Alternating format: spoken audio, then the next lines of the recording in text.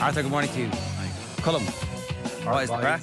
This is the great day. This is the greatest day if you've won the All-Ireland, I'd say the Tuesday. Yeah. And you get to look forward to the All-Stars. Yeah, that's true. You never contemplate watching it otherwise. So Sunday, I'd say, is pure adrenaline. Right? You could accept doing anything. You could do the big shopping that Sunday night. You'd be like, yeah, I'll do it with enthusiasm. Everything. Monday is probably administrative, to tick a lot of boxes, you know. Shake some hands, kiss some babies, all that. Tuesday, you have time to think about it. The crowd starts dissipating a bit, and you're left with the core. Is this support or the players and the group? The group. I'm thinking of the players' perspective. Right. It is difficult for Kerry up. fans because you're kind of going back to work or school or whatever you're doing with yourself today. Well, you had the Tuesday taken off for the All-Ireland. But long in advance, so long in advance that I didn't even realise it was that Tuesday. But for the people who are going back now, that's difficult. It's difficult to refocus. But now, you know, you start turning your attention to other things, like superficial aspects of life, like what Kerry wore yesterday in their triumph. See these tanned polo shirts? Saw that, yeah. I've, of course, picked the smallest picture there to show. They're on the back of, yeah. Back at the Indo here is the probably gold, the best. isn't it? Yeah, the gold. So I was asking our dear colleague Matthew Brennan there beforehand, I was like, why is this a thing? What's that got to do with Kerry? This tanned brown polo shirts. The light there would ironically dim the colour. But you probably can't see it too well there. But Armagh did something similar last year. Oh, did they? Yeah, now it's a rhetorical question. I appreciate you don't have the answers to this, but why would you choose that colour? What's this neutral colour about to celebrate? I would have thought you'd be in your tracksuits. Is that not the same Kerry? Kerry, there's been no sign of the green and gold of Kerry. Is that not gold? They had a jersey that colour not that long ago. Oh yeah, they did. They had the brown one, yeah. But why would they not? I think gold. I think they are going for gold. It's literally gold. I've said it. I've said gold 6 times. That's bronze. It's gold. That's bronze, if anything. It's supposed to be, right? Guys, modern you came Pantone. first, not third. Own it. It's There's been no sign of the original. I think it's gold. Kerry colour. You know. Who's that? What are you doing there? What accent's that? Oh, great. But they get you're doing a voice, are you? What's that for? Why are you trying to be funny? No, I appreciate the comedy. Thanks, yeah. But where's the origin of the accent? Doesn't matter. But not talking about it is the thing, which I repeatedly say. Anyway, maybe it's only in my own head. Thanks, Colm. What were you talking about? Sorry, the Kerry gold jerseys. Yeah, well, no. I don't remember there was a. No, I do. The jersey got criticised. I do. Even though it was actually a beautiful thing. It was different. I don't know if it's beautiful. It was different. I liked it. But anyway, I just wonder why they chose this as this neutral colour to celebrate. But the Tuesday is the best day. I'm excited on their behalf today about what it could be. I think the Tips players are still celebrating. Well, they're back in club. They were at club at the weekend. Yeah, that's a good first game back. I never understand the labyrinthine. It took Owen explaining to me many times how Kerry works, and eventually, okay, I get it. It makes sense.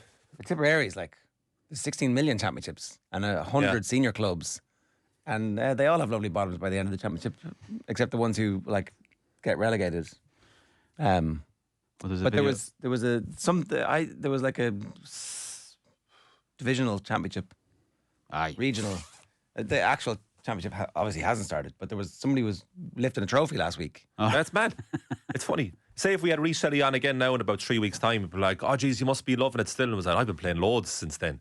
And then you're waiting for them to update you about what's happened because we're all still on the All-Ireland buzz. Ironically enough, the players that win it go back to the day job much quicker than we would for the hurling. But you have loads of days, like won't you be bringing the cup around in different pockets of you, doing loads of different bits and pieces. Yeah. So I'd say you don't forget about it for a while and try and nip it in the bud once you're back in. You appreciated I had a fascination last week about the build-up and what goes into an All-Ireland final week and the parade and all that. And I was equally intrigued by how do you celebrate? What do you do? When does it stop? What day do you go back to normal? I suppose it depends on how long it's been since you've won an All-Ireland. Yeah. So for Kerry, it's like, as you were saying to us again, you know, they are born to expect to win these things. So therefore, if that's the case, the celebration's shorter than the average county. But then it's been the first time in 3 years and they've had heartbreak since. I think that this one... It's beautiful, this one, isn't it, for them? It really is. Like the path to it, the ability to celebrate for the last 10 minutes because they know what's happening. The the nice little bow that gets put on it with the goal at the end. And I think the fact that maybe Jack O'Connor goes, maybe he stays. There's like a massive debate this morning in the papers. Yeah. So the Mail is saying keys to kingdom. O'Connor is tipped to stay. Kerry confident O'Connor will stay for one more year. Yeah. And then the Irish Times had it that he was more than likely gone. When the dust settles, he'll stick to what he was saying. And John Fogarty on the Examiner is saying O'Connor to take time over decision. Yeah. So if you read his quotes, if you read O'Connor's quotes and actually listen to what he said on Sunday, you would think, he's going to go all right with the whole.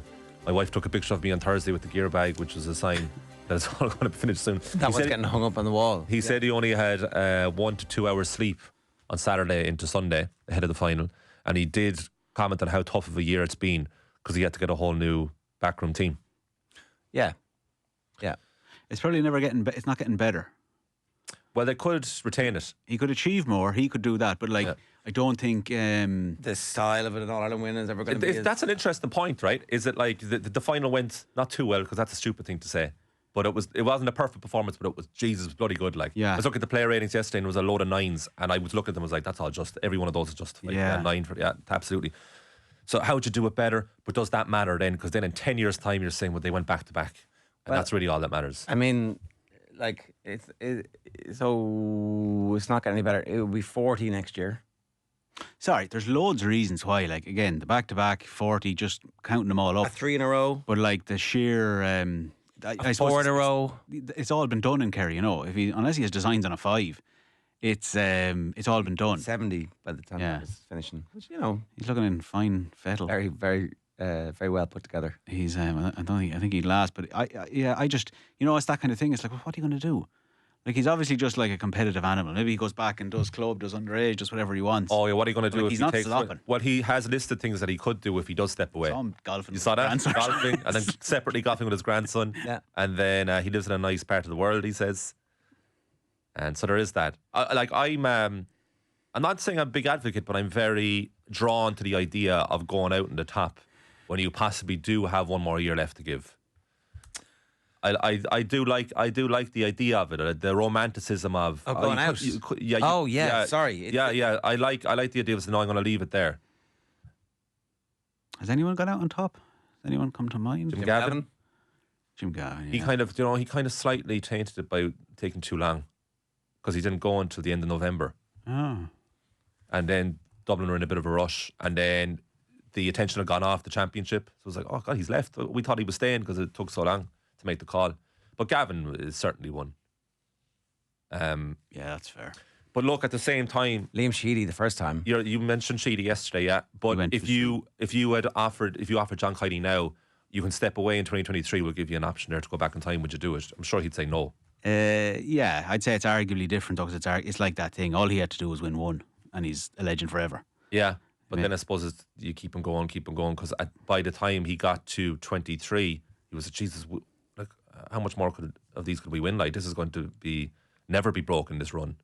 So, of course, it's very tempting to keep going then, which is why Jim McGavin's decision was kind of admirable, because he could have kept going, and they did keep going the next year without him. But going out in the top is such a difficult thing to do, because the ego and achievement of the person would suggest I'm the best person for the job, as I've just proven. So why would I go? And I want that hit again. I want that adrenaline rush. Because the other thing is, you only live once. If you pack it on, you're never going to get that excitement again. We were going to talk. The end of his third term. Yeah. Nothing sure if he walks away and they go bad, he's back in 2027. Yeah. Well, he probably does have that in the back of the mind. Like, he's not an elderly man. Like, for Clifford and Sean O'Shea, it might have been filed alongside the Donegal manager's post semi-final assertion that winning All Ireland was a rite of passage in Kerry. This is John Fogarty talking about the praise that had been heaped on Clifford. Clifford on the BBC said, to be honest about it, I nearly take it as a hit, because I think there's people who say it, that he's the best of all time or the greatest, and they mightn't be coming from the right place when they say it. I think they're trying to build you up hoping that you fail. So that was a massive motivation for me today. Yeah, maybe there are some people, maybe after the All-Ireland final against Dublin, there was a bit of schadenfreude around from Dubs fans in particular. But anyway, he's he who laughs last, right? And he's laughing now. But there's a great bit here about Who's saying this? Is it Shawnee or is it Clifford? Clifford. I don't think Jack was happy with the commentary around the Donegal manager and everything he could do. I think there was a lot of disrespect in that for Jack, and I think a lot of that performance was for him today. So they there's a They love him. symbiotic. Yeah. That's like that is the best player of all time coming out and saying this guy's he's my guy. Which would be the one thing that would give you a little bit of pause for a new management team coming in and going, we're just going to do things a little bit differently, David. And like, I don't think so. I think we're pretty good. That's it as well. Like he gets to, the longer he stays on, and he's already kind of going to be forever linked, the two of them. But he's got to be aware, like, it's like, geez, I could be here and play a part in this guy, Clifford, winning 3, 4, 5 All-Irelands and being the guy who was associated with the guy. Oh, Jack O'Connor. Yeah, of like course. He obviously he has his own ego and everything else. He's not. I'm sure, thinking he needs to bask in Clifford's light. But there is a kind of a part in where it's like we're going to be forever entwined, and that guy's always going to be talked about. Whoever would be appointed to replace O'Connor would have to have something about them, obviously, to get that job. But at the same time, I wonder the county board say like, we're going to give it to you, but don't change anything. Because everything's working so well. Well, I do wonder if, like, you're the new management team, right? Are you looking at the current bunch who've been there for 1 year and saying, well, you did pretty well, lads. So would you be interested? Like, Cian O'Neill has worked with many different managers and many different groups. So he can obviously do what he wants. But it'd be no harm to have him involved if you were going to replace Jack. If Jack decides to go. I was full sure on Sunday evening Jack was going. And now... Yeah, me too, yeah. Now I'm like... That's what it's funny because it went as far as receiving push notifications from reputable sources and publications that he was going. But he'll take time because there is no major rush here with this, so he can take a few weeks. So when this is kind of in the back of our minds, we might get an announcement one morning. The other thing about a final is, of course, is that it's so long till Kerry play again that we're all going to be sitting on this amazing performance. And you fall into the trap of thinking, well, everything's going to stay the same always. So now Kerry are going to be untouchable forever. And then it works the opposite way when Kerry inevitably lose at some point in 2026, which might be early. People are like, oh, like they've gone off the ball completely here. That's the problem with being that good in the final. That's what you have to deal with. So now, no matter when they lose, next year, everybody will be waiting for them to get to Croke Park. I would normally say that, right? But I don't trust that people have that long a memory. But the performance was off the charts. That first 20 minutes, I went back and watched it again.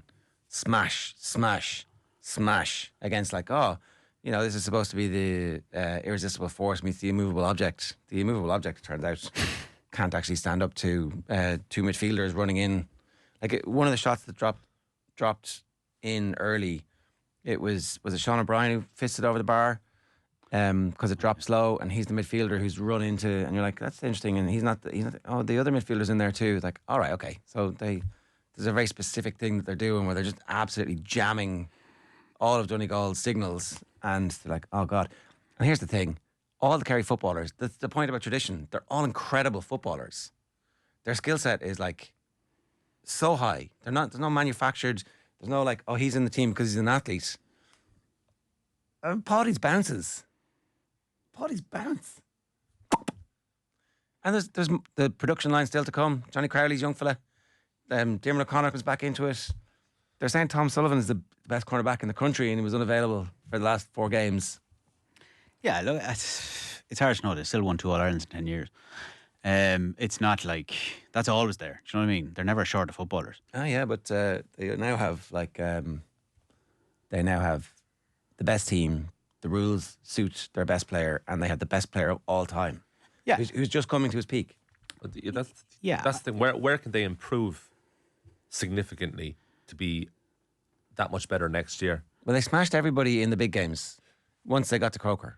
Because even the knockout started. You were mentioning a lot of what they were doing on the ball there, but even that moment in the first half, because I watched it back yesterday as well, and Sean Patton goes long and Breen Young just anticipates it unbelievably ahead of Michael Murphy, and you can see there was almost the very subtle but still significant drop of the shoulders when we're being dominated everywhere here, and there's no reprieve because it's not like well at least when we have the ball we can start controlling it a bit, because it felt like they lost the feeling that they could control the game but they're usually devastating counter-attacks are much slower this time around. Because Kerry punctured all their strengths to the point where I don't know if they relied on muscle memory or the quality that Donegal have anyway to be only 4 points down with a quarter of an hour left. Like, it will go down as a very one-side All-Ireland final. But if you had thrown it on, even by the 58th minute, it was still close. It wasn't until Sean O'Shea gets that 2-point free, which I think is right in the hour mark, right after Shane Ryan slips when he tries it himself. That's that moment you're like, okay, the game's probably done now. That's only 10 minutes to go. So they did stay with them. Yeah, and that's, I suppose, they never led once. Maybe that gives Donegal some comfort in the winter. It's that, like, a few things go your way, you have some tweaks, you find a way to stop Paddy. I don't know what that is. I don't think it's a foregone conclusion. Like, I do think other teams get better, and I think it's like it is, yeah, exactly. Like, they've been awesome for 3 rounds, right? Awesome, best team by a mile, and they would have beaten anyone. Like, the 3 teams, they would have beaten anyone. But like, it still doesn't, like, you still can't just explain away, I suppose, by that. So it all becomes possible with that amazing quarter against Armagh. But they'd been ordinary in that first half against Armagh. Like, and, you know, that's not, matches won, who cares? It doesn't make a difference. They still came out and they were by far the better team, blitzed them. But I don't think it's impossible that next season a team doesn't happen again. Like, the reason everyone's so blown away by that is because it's so unusual. Now, unless they make it, that eventually catches up with you. Maybe they find new ways to win, and maybe, like, the reason, you know, even on Sunday, like, what's so striking about it is we've seen it so many times, the third quarter thing, and to have the third quarter in your first quarter, and you're like, more or less go like, right, this is going to keep you at arm's length now for the rest of this game. Maybe that's a change they did, but like, I just don't think it's a done deal. And the players are already more admiring of their own performance in the first quarter in the final than that quarter of an hour against Armagh. But no, I don't think it's a done deal either. That's kind of my point about next year, is that it's not going to continue like this indefinitely now because of what happened there.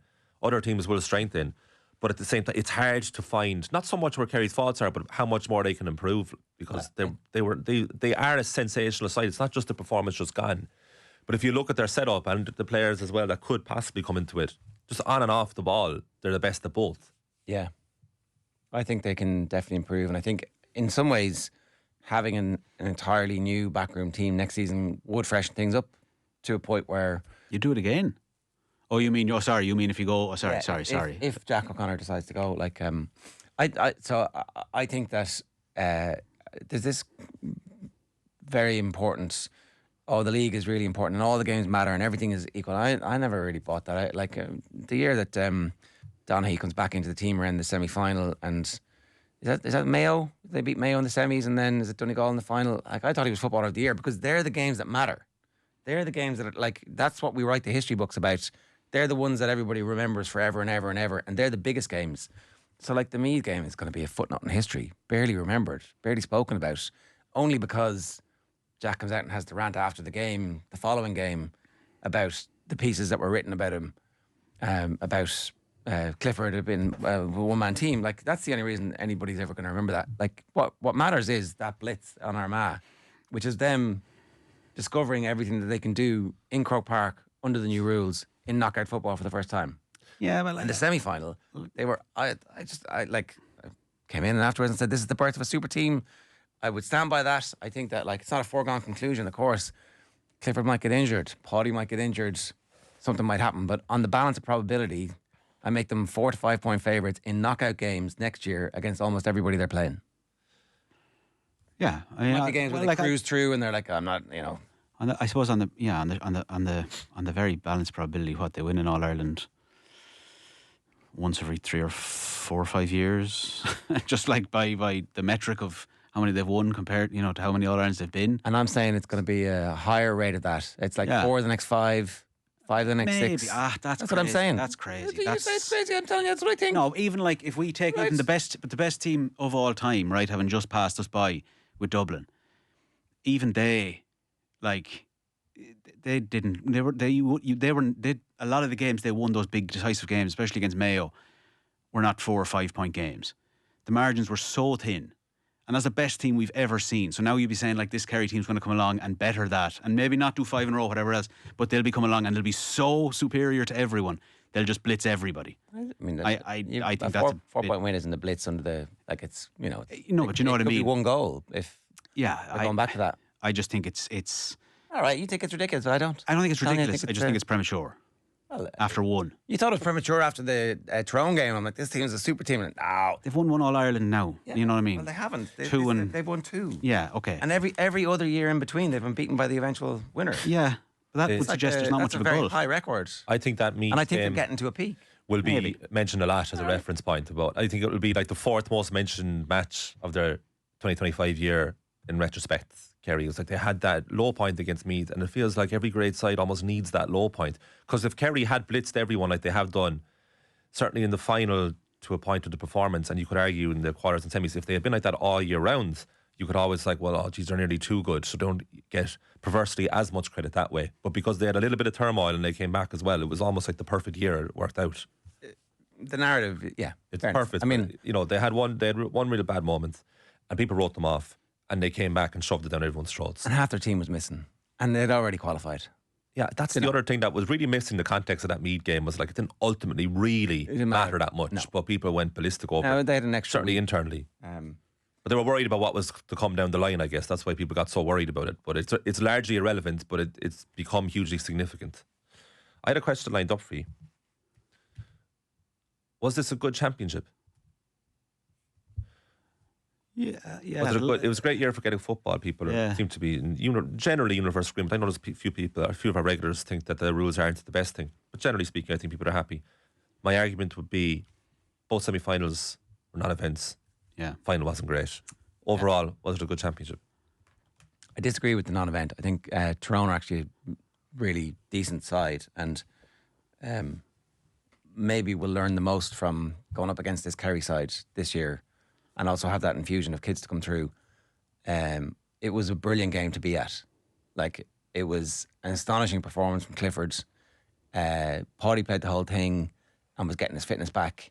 And Joe Connor's very big coming out. there for O'Connor, him. unbelievable game. Like, it was like, so I would say that's Well, you were talking about the first half against Armagh was like Joe O'Connor symbolised Kerry's coming in 2025. When the second half he comes out a different player. So for 2.5 games, untouchable. But whatever words you want to attribute to both semi-finals, I don't think you would authentically call them not even classics, but competitive. Well, we didn't. It was only like Kerry only won by 6 points, right? But that was quite flattering to Tyrone. They won well. Donegal did hammer Meath. Now, I still enjoyed both games because there was a lot to get your teeth into for all 4 teams and the rules. So I still enjoyed the whole thing, but I'm just saying that we were very hot on this year. Like the last round of the All-Ireland series was amazing when Donegal knocked Mayo out. Unbelievable. The quarterfinals were class. Yeah, I mean, if like, But you define it by the last 3 games. what would happen if Galway had held off Meath? I can't believe that didn't happen when they scored 2-4 in Would they have 5 minutes. Would they have given? It's a better incredible showing that Meath came back. themselves? But it's a bit like the Lions winning 2-0. It's like at that moment for 10 seconds, I'm delighted, and that's ultimately what sports should be. It shouldn't be hang on so we can leave this goal for as long as possible. And it was like that when full-time whistle went to Meath. Back of your mind is saying, yeah, maybe it would have been better if Galway got through. I tell you, like, it's an interesting one. I think it was a great championship overall, and never have I sought out so much Gaelic football to watch week on week on week.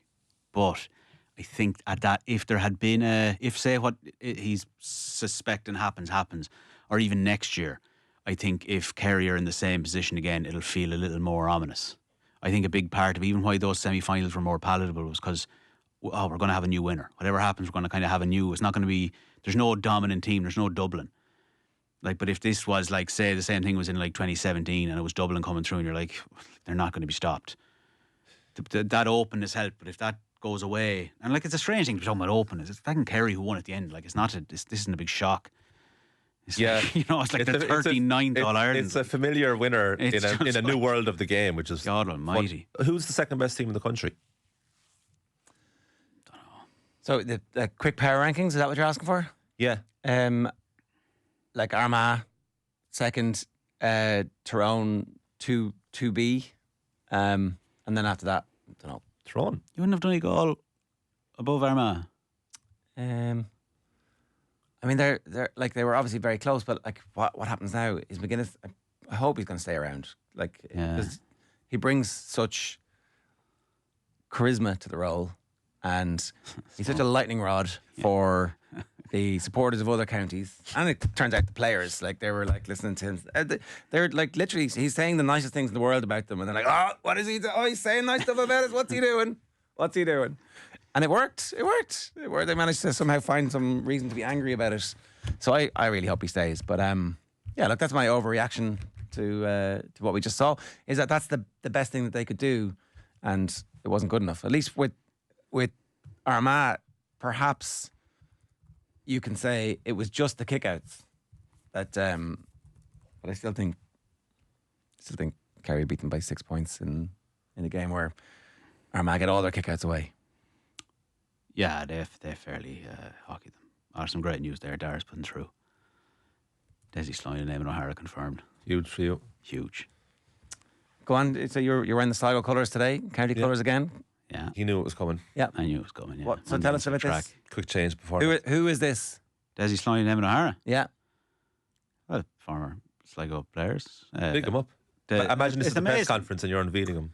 I'm unveiling them. I don't think they'll have a press conference, but Of course they will. they've been working together with the under-20s. I think at some point during the last years, because I know I'm back. Paul Henry involved as well. But Eamon O'Hara's won numerous club championships in Sligo, and I think at least one or two in Leitrim. It's the first. It's an exciting. Well, it's co-managers for a start, which is a little bit strange, but it's an exciting. It's an exciting pairing.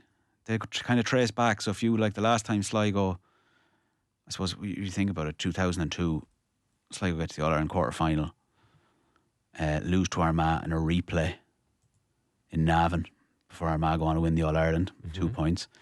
And both the lads were central to that. And obviously Eamon O'Hara goes on from strength to strength there, win the Connacht Championship in 2007. But they're just part of that last kind of really strong era of Sligo footballers on the pitch, and have since gone on to kind of prove themselves as coaches. So like in many ways it was kind of the obvious. Well, it was certainly the desired, amongst the people I've been talking to, it was definitely the desired. Some involvement of those two was great. Now, whether this is a strange enough scenario, although I forget who he was with, but Eamon O'Hara was definitely, when he was over Tour de Strand, he was co-manager as well, so it's not going to be new to them, or it's not going to be new to him anyway, so there'll be something. But look, it's the job that it's probably actually surprising how long it's taken them to get it. They'll have a nice time in it. 3 years. Yeah, and look, the future should be bright. Like Sligo, there's 2 Connacht Championships, got to an All-Ireland final, under 20 against Kildare, not that long ago. Like, there's plenty of room there for growth. Kind of, McEntee had kind of solidified them as a Division 3 team. I don't know if they have what it takes to be a regular in Division 2, but at least they'll probably be going in with the intention of getting promoted. Yeah. See what it takes. You know, you get a kind Connacht Championship draw, and all of a sudden you're kind of propelled into the All-Ireland. Like, who knows? If an amazing year, if they need to be kind of aiming towards no more than Kildare, albeit with a smaller base, smaller, maybe less glamorous history, they need to be aiming to win the Tailteann probably. So who knows? But it's great. It's great to have them involved. There's a bit of charisma. No more what you're saying with Jim McGuinness. There's charisma there, particularly on O'Hara's part, that it's like he's probably one of the only, from the last 25, 30 years, he'd be one of very few Sligo Gaelic football people who'd be known across the country. Mm-hmm. So it kind of makes sense to tap into that. And he kind of has exacting standards and everything else. So you kind of, it'll either blow up or it'll be fantastic. But it's the binary world we live in. One or the other. It won't be because met. he's no shrinking violet. Like he'll demand the best, and that'll stretch right from the county board down. And if they're willing to meet him on it, fantastic. But I think it'll definitely get people excited in a way that, you don't want to be cruel. Like Tony McEntee's done a great job as well in his own way, but it's a different sort of persona. And I think as much as people outside might scoff, no more than it translates with Sligo Rovers as well, that Sligo likes a little bit of pizzazz. We like a little bit of showmanship, a little bit of I like that, yeah. charisma. I would ask you, what county doesn't like pizzazz? Well, you know, fair point. But I don't know what it is. We're Genuine question. Well, like in a way, Some counties mightn't. the Dubs rejected their pizzazz. They had the Dublin is a pizzazz county. No. Pat Gilroy rejected pizzazz and showbiz and fake celebrity, and Jim Gavin was the opposite of that. He was like, "Come in, do your stuff, be humble." The team might have played with pizzazz, but There was pizzazz identified. the characters that they made sure, like, with the exception of Connolly, he was allowed to do what he wanted. Everybody else had to toe the line, including Bernard Brogan. So, anyway, sorry. I'm not saying that their lads are going to come in and be freewheeling. We'll train whenever, lads. I'm sure there's going to be plenty of structures and they're winners. But it's just there's a little bit of name recognition and everything else, and it's nice. Like I'd be a firm. I appreciate why there's a need sometimes to hire from outside, but I really like when you promote from within. I love it. I just think it sets the whole thing seems better. Dublin, an absence of pizzazz. Do you agree with Pat Gilroy's cousin here, Ger? Text is 0879 180 180. The people have been in touch, Jerry. You'll be delighted to know about, has this been a good championship? DK Dermot Keenan, are you really Hugo Keenan's cousin? Do let us know, legitimately. The league stages were very good this season and gave plenty of jeopardy in the last games. To give a colour, performance ranking style to the championship, Dermot has allocated, what do you think? Green. I think green. He's given amber. What do we want? Noel Cat has been in touch. Well, Noel Cat has maybe filled this in a bit. Okay, not great semi-finals and finals, but way more better games overall. So a great championship for me because of quality of football as well. And then he corrects himself. Sorry, not a great championship, but a good one. Not a great championship. No. Just on the point that can I just make the point as well that the All-Ireland football final was watched by fewer people than the All-Ireland hurling final. Again. Just the hurling. It peaked at just over 1 million. How often? It happens quite often. Does it? Yeah. The hurling gets more viewers than the thing. Now, why is that? We need to, really, why is that? Because football is played far more across the country. It's a more attractive sport to watch. It's more exciting. Let us know. Is it more attractive sport to watch? Despite what Jarlath Burns says. Sorry, Jarlath Burns' inclusion of Michael Murphy in the speech was absolutely crazy. The length of it, the eulogising of take it from all the other Donegal players, right? They've already lost the game. They underperformed. They were well beaten. And to make matters worse, the president of the GA is highlighting one of their players. You're one-man team, nobody else. And the camera straight down on. It's unbelievable. And Michael Murphy has the hand in the head. I just say, please stop talking about me like this. I'm sure. Anyway. It seemed unnecessary. Like, it was insane. You do want to say something nice about the beaten team. It did feel like it was, I'm just going to put you up here and stretch out your pain and make it longer, make everybody watch it. You can see the precise moment his heart broke. Yeah. And there is room for nuance here. I'm a big Jarlath Burns fan. I think he gives unbelievable speeches. Like, I actually look forward to what he's going to say. But I was thinking, Jarlath, this is a strange choice here. To really highlight this, like, is he going away? Like, it did feel like he was retiring him as well. Okay, that's you done there now, Michael. We've had enough. No more of this. Yeah, it was like that. It was like Andy Murray in the Australian Open. They played a video montage for him to say, "Oh, what a career, well done." Put the microphone to him. I watched him get out. It's like, I'm not retiring. I never said I was retiring. And that's what Michael Murphy's face said, because I was like a tribute. It was. Who else? Would he thank Jim Gavin as well by name? Yeah, I can see why at the end of the championship you talk about the FRC, because it's not a done deal. Jim Gavin was on all the telly at the weekend pointing out that these are temporary rules. This is still temporary. There's going to be a special congress. There's a sandbox game tomorrow night, out in Abbottstown, where they're going to trial not being allowed to pass the ball back over the halfway line. Yeah. And they're also going to try the 4-point goal. And there was one other thing that they're still. Your influence knows no bounds, because like a lot of people have gone quiet on the 4-point goal, but you've been talking about it there for a few weeks. Maybe they were listening to you. Can't pass back over the halfway line. Yeah. Jesus. That will be that'll be decisive at the end. Up. Yeah. Like it's at the end of the first half, right? What did Donegal do? They know what's coming. It's like they know what's going to happen, but they can't push out because it's almost impossible to get the ball back. Although you should be able to get the ball back. Do you know what's a shame? I think in retrospect that they didn't chance the 4-point goal this year, right? Because this time last year the game was on its knees, and like I would try anything to make this more exciting. The game is way better now, and it's like I don't think the 4-point goal is needed as much now. But I would have loved to have tried it the first year. Because back in October, ahead of those Croke Park games, like, try anything you want. Try anything here. And they did for that weekend, and that was it. Hurling, much more exciting to watch, lads. Dermot Keenan. Hugo, is my cousin's son, so he's my Irish cousin. 0879 180 180. Let us know if you're having that. What else do we have? Do you want to do more comments? Or Yeah, go on. what do you want to do? I hear McGee's. I've lost your link. Hold on there now.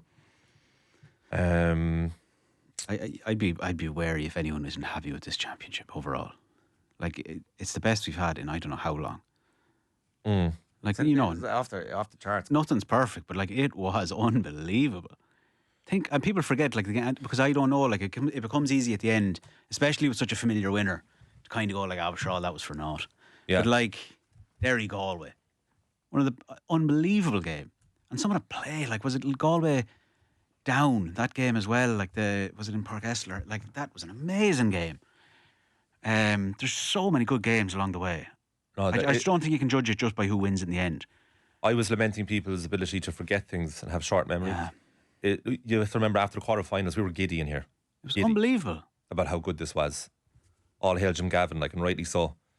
And everyone else involved in that, by the way. Semi-finals, finals weren't the best. What are you looking at? Are you doing the What? Lions disrespect? And Oh, do you want to do that now? Do we have time for that? probably not. Oh, will we do it after, will we? You can do it after. Yeah. It says. There's loads of other comments here as well. Go on. Well, there's some really good ones. Who's this clown? Robert, the judge of right? that. Go on. Who's this clown here? Cork won't have that cross the bridge. Won't cross that bridge for quite some time, Colm. This guy Roberts, right? Is he the standard you want in comments? I see this guy right every so often, and all he talks about is Cork. I was, what's going on with your life? Like, are you okay? Get out of your basement. But everyone else, like, there's been some unbelievable comments there. We love you, Robert. Keep coming. If he wants the standard of Robert keep in the showing comments, up every day. If he wants that type of comment coming in, generally speaking, now, that's fine. But I thought we were better than that. But I won't be here. And that's it for now. Just some unbelievable comments, though. All right. Fair play to you.